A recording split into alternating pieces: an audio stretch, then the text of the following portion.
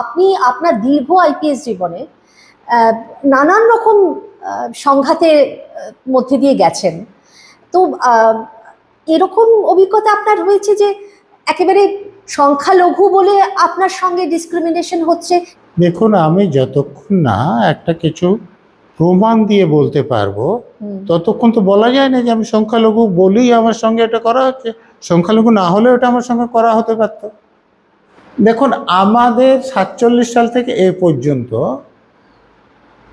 এখানে কোনো অহিন্দু ব্যক্তিকে মুখ্যমন্ত্রী হতে দেখেছেন? চিফ সেক্রেটারি হতে দেখেছেন? না। হোম সেক্রেটারি হতে দেখেছেন? না। কলকাতা পুলিশের সিপি হতে দেখেছেন? কিন্তু অন্য রাজ্য, আমাদের এখানকার লোকেরা যাদেরকে সাম্প্রদায়িক বলেন, গুজরাটের নেতাদের তো গালিগালাজ না করে আমাদের এখানকার নেতারা একদিনও ঘুমোতে যান না। তো গুজরাটেও তো একজন মুসলমান আইপিএস অফিসারকে ডিজি করেছে তারা।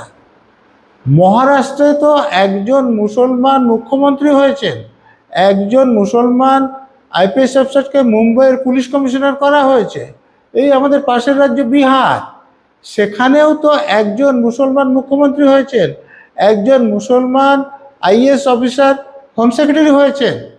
রাজস্থানে মুসলমানদের সংখ্যা খুবই কম, সেখানেও একজন মুসলমান মুখ্যমন্ত্রী হয়েছেন, একজন চিফ সেক্রেটারি হয়েছেন। উত্তরপ্রদেশেও একজন মুসলমান চিফ সেক্রেটারি হয়েছেন। তাহলে ওই সব রাজ্য, যে রাজ্যের নেতাদেরকে আমাদের রাজ্যের নেতারা সাম্প্রদায়িক বলেন, তারা যদি করতে পাচ্ছেন, তাহলে আমাদের এখানের নেতারা যারা মানে বক্তৃতায় মঞ্চে একদম 100% সেকুলার, কিন্তু মঞ্চ থেকে নেমে এসে যখন কাকে কোথায় নিয়োগ করা হবে তখন একদম 100% কমিউনাল হয়ে যদি না যান, তাহলে এরকমটা কেন হচ্ছে না? আসামে কিন্তু একজন মুসলমান মুখ্যমন্ত্রী হয়েছেন।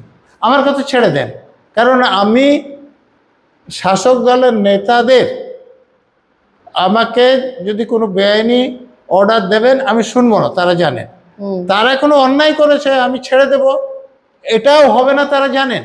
কারণ আপনারা দেখেছেন যে শাসক দলের এমএলএ এমপির ছেলে বা অন্য নেতা যখন অপরাধ করেছে আমি ছাড়িনি, তাদেরকে ধরে নিয়ে এসে এমএলএ হোক এমপির ছেলেকে হাজতে রেখেছি, তারপর কোর্টে পাঠিয়েছি।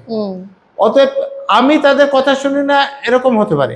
কিন্তু আমাদের এখানে আইএএস অফিসার আইপিএস অফিসার তো এরকম ছিলেন যে শাসক দলের লোকেরা যা চান তাই করেন। এসআইএস আহমেদের নাম শুনেছেন? IPS officer.